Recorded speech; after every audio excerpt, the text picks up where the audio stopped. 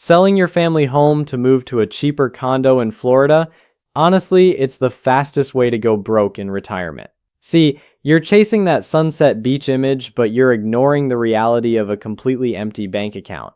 You think you're winning, but you're actually losing. I'm King, and I am your financial protector. Most people fall for the trap. You don't have to. Here's the thing, I'm finally giving you the downsizing math formula that real estate agents won't tell you. We're exposing the hidden numbers. Go ahead, hit like and subscribe right now because you need this logic before you sign that contract. You really do. So you open your phone, you check your Zillow app, and you see that number.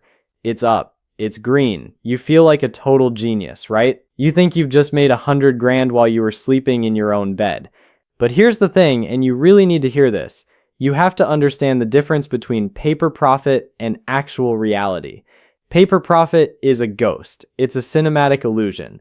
It's like a movie prop. It looks like $1 million on camera, but try to spend it at the grocery store and you'll realize it's just painted plastic. You see, the market tells you what your house might be worth to a hypothetical stranger, but the math tells you what you're actually losing every single day you stay there. And usually you're losing a lot more than you're willing to admit. Let's look at the Florida trap, because this is where the logic really starts to crumble for most people. You've probably heard of the Save Our Homes cap, right? It sounds great on paper. It sounds like the government is doing you a favor by capping your tax increases, but if you're a new buyer, you're the one walking straight into the snare. You buy a house next to a guy, let's call him Old Man Miller, who's lived there since 1998. You have the same square footage, you have the same palm trees, you have the same cracked driveway, but Miller is paying $2,000 a year in property taxes, and you're staring at a bill for $10,000. You're paying 5 times the tax for the exact same dirt. Why? Because you're the new guy. You're basically subsidizing Miller's retirement. You're paying a welcome stranger penalty just for the privilege of moving in. It's not an investment at that point. It's a transfer of wealth from your pocket to the county's ledger. You're being punished for existing in the present tense, you know? And then you have the HOA. Oh man, the HOA. Most people look at that $300 monthly fee and they think, okay, I can swing that. That's just the price of having a gate and a pool I never use. But you're forgetting the 2 most dangerous words in the English language: special assessment. You wake up one Tuesday, you check your mail, and you get a letter. The roof on Building C is leaking, the elevator needs a part from Germany, the reserves are bone dry. Suddenly that $300 fee doesn't mean anything because now you owe $30,000 and you owe it by the end of the month. You didn't plan for it, you didn't budget for it, but you have to pay it or they take the keys. You're not a homeowner in an HOA, you're a tenant with a very expensive illusion of control. You're always just one board meeting away from a financial heart attack, and you know it. Now, let's talk about what I call the invisible second mortgage. That's the Florida insurance market. It's not just expensive anymore, it's collapsing and it's taking your equity down with it. You see, when your insurance premium triples in 3 years, that's not just an annoying expense. That's a direct hit to your home's resale value. If the next guy can't afford the insurance, he can't get a loan. If he can't get a loan, he can't buy your house at your Zillow price. You're paying for a policy that might not even cover you when the hurricane actually hits, just to satisfy a bank that's sweating every time a cloud looks a little too dark. You're carrying a second mortgage that doesn't build you a single cent of equity. It's just burning cash to keep the lights on. You've probably heard of the 4% rule, right? The classic retirement logic that says you can live off your assets forever if you just keep your spending in check. But here's the reality for the modern homeowner. Your burn rate isn't 4%. When you add up the property tax traps, the special assessments, the skyrocketing insurance, and the basic cost of keeping the termites from eating your kitchen, your actual burn rate is closer to 8%. You're losing money twice as fast as the experts told you. You're running a race on a treadmill that's set to a 10-degree incline, and you're wondering why your legs are giving out. You think you're building wealth, but you're actually just funding a very expensive overhead. You have to stop looking at the top line number and start looking at the bleed. Because if you don't manage the bleed, the paper profit won't matter when it's time to actually cash out. You're playing a game where the rules were written 30 years ago, but the bill is due today. You have to be smarter than the app on your phone. You have to look at the math, because the math doesn't care about your feelings. It only cares about the burn. So let's talk about Dave and Linda. You probably know a Dave and Linda. Maybe you even are Dave and Linda. You see, Dave and Linda did everything right, or at least they did everything you're told is right. They spent 30 years in the suburbs, raising kids, mowing the lawn, and finally they paid off the mortgage. You can imagine that feeling, right? That absolute sense of relief when you own every single brick of your home. But then you get that itch. You look at the cold winters, you look at your retirement account, and you think, you know what? We've earned the sun. So you sell the family home, you take that massive pile of equity, you head down to Florida, and you buy this high-end glass-walled condo overlooking the water. And for the first 6 months, you are living the dream. You really are. You're buying the $300 dinners because, hey, you've got the cash. You go out and you buy that boat, the one you've been eyeing for a decade, and you spend your Saturdays on the Gulf. It's the lifestyle high, right? You feel like you've finally won the game. You look at your life and you tell yourself, you deserve this. You say it like a mantra. You deserve the boat. You deserve the luxury. You deserve to never see snow again. But here's the thing, and this is where the math starts to get a little bit heavy. You start to notice something called the isolation tax. See, when you moved 1,000 miles away to find your paradise, you didn't just move your bank account, you moved your entire life away from your safety net. You realize suddenly that if you want to see your grandkids, you aren't just driving 10 minutes down the road anymore. No, you're booking flights, you're paying for $800 tickets, you're staying in hotels because your new luxury condo doesn't have the guest rooms your old house did, and you're eating every meal out. You start to see that every time you want to feel like you're part of a family again, you have to pay a premium. You're paying a tax just to not be lonely. You don't have those friends you've known for 20 years to grab a coffee with. You have a beautiful view, sure, but you don't have a village. And you realize that your social safety net was actually a financial asset you never put a price tag on until it was gone. You're spending more money just to try and replace the connection you used to get for free. And honestly, it's like a glass of wine. You know how that works. You sit down after a long day, you pour that first glass, and it's incredible. You feel that warmth, you feel that relaxation, and you think, this is freedom. That first sip is your first 6 months in Florida. It's the boat, it's the sun, it's the lack of a commute. But then you keep drinking, you finish the glass, and you pour another, and then another. And before you know it, you're looking at the bottom of the bottle. And at the bottom of the bottle, you don't feel relaxed anymore. You feel a crisis coming on. You realize you've been drinking your capital instead of your interest. You realize that the freedom you felt at the beginning was just a temporary high, and now you're left with the headache of realizing your burn rate is twice what you projected. You're looking at your accounts and you see that the lifestyle you thought you deserved is actually a lifestyle that's eating your future. You see, you fell into the I deserve this trap. It's the ultimate psychological trap because it's based on a lie you tell yourself to justify lifestyle inflation.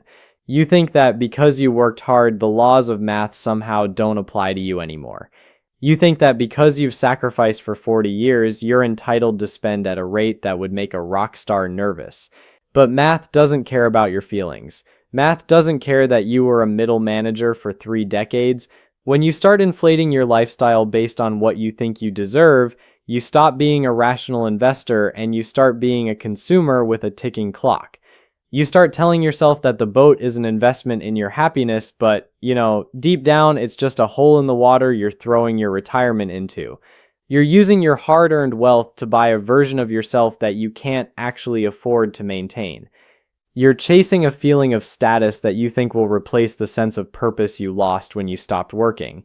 And the more you spend to find that feeling, the further away it gets. You find yourself sitting on that expensive boat in the middle of the ocean, realizing you're more stressed than you were when you were mowing your own lawn in the suburbs. You realize that you've built a golden cage and you're the one who paid for the bars.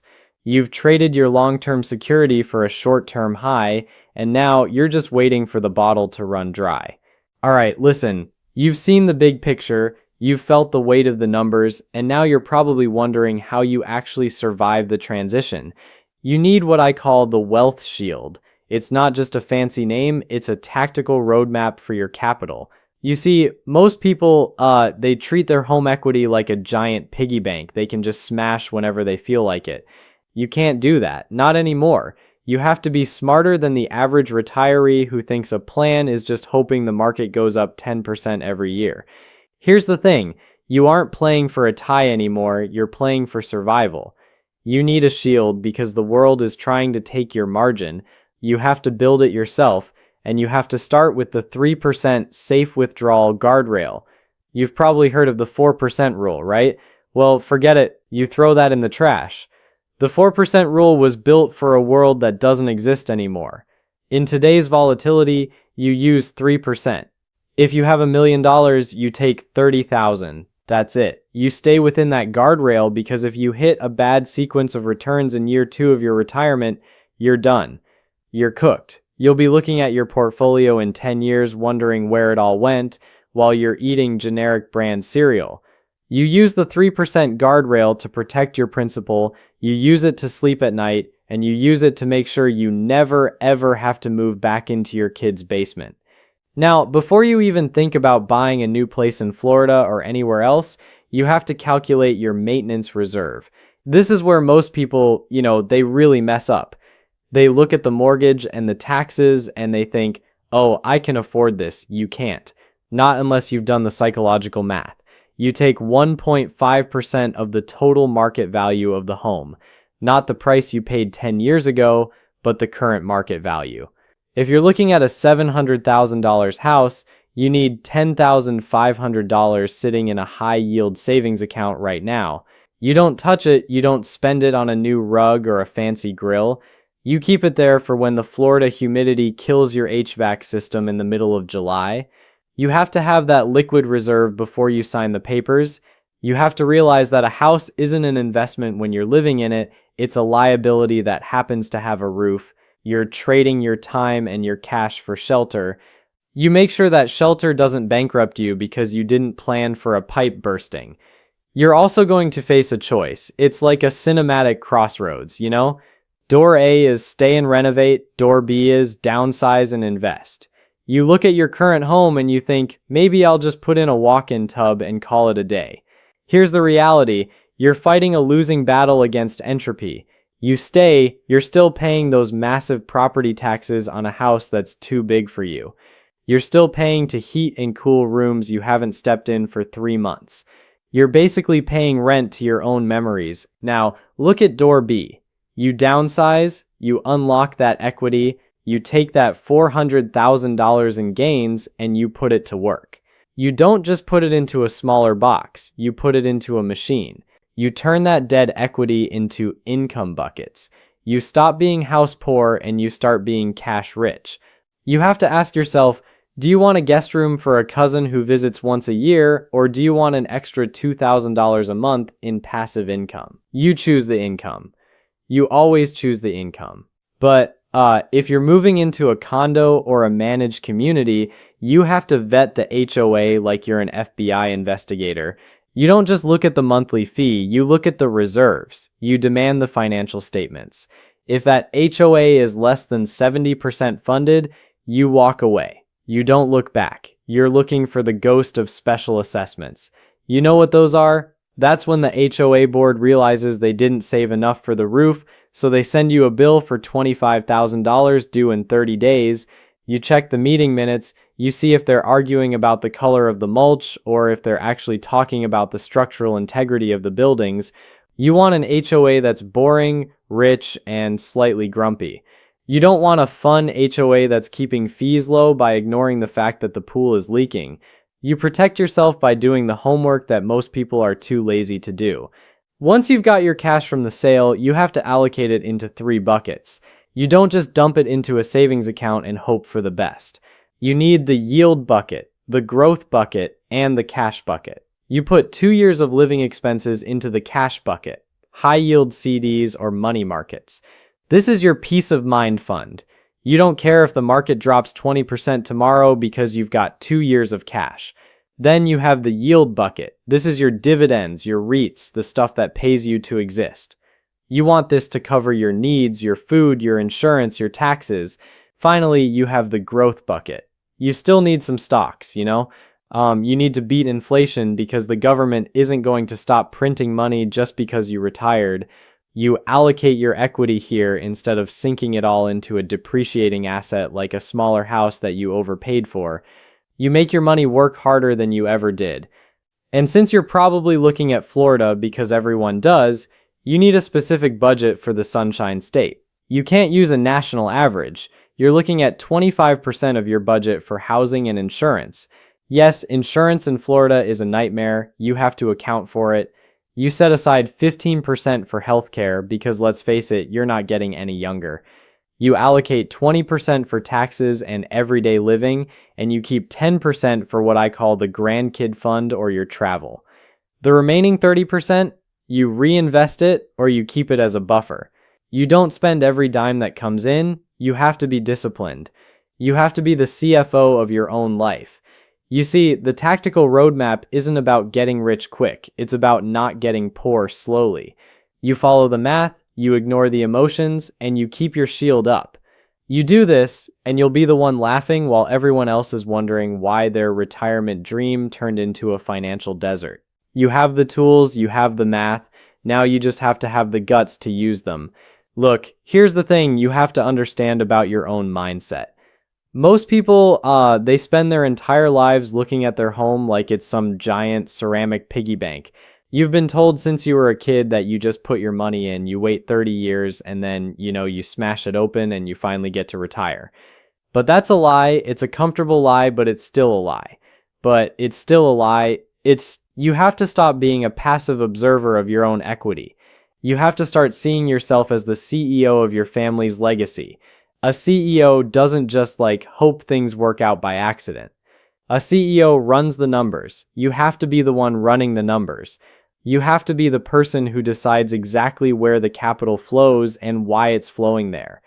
If you don't control the math, I promise you, the math will eventually end up controlling you. And you really need to be careful because the sun and sand marketing machine, it's designed to keep you asleep. You've seen the commercials, right? The white sand, the blue water, the happy couple drinking wine on a balcony. It's all carefully crafted to make you stop thinking and start feeling. They want you to feel that homeowner pride so much that you ignore the fact that you're over-leveraged and underprepared. They want you to spend, not strategize. They want you to be a consumer, not a creator of wealth. You have to see through that gloss. You have to see the gears behind the curtain. You have to realize that those pictures aren't a plan. They're a distraction for people who don't have a strategy. So as we wrap this up, you have to internalize these 3 keys. First, math over feelings. You have to choose the spreadsheet over the vibe every single time. If the math doesn't work, you walk away. Feelings get you into bad debt. Math gets you out of it. Second, reserve over spending. You have to prioritize having a fortress of cash over having a lifestyle you can't actually afford.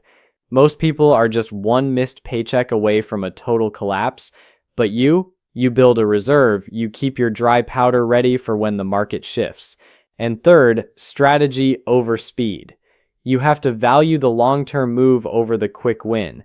It's not about how fast you can get the keys to a new place, it's about what you actually do with that asset once you have it. You aren't racing the person next to you, you're building something that lasts. If you're ready to stop being a passenger and start being the CEO of your future, I want you to do one thing. I want you to go down to the comments right now and type SHIELD. Just that one word, SHIELD.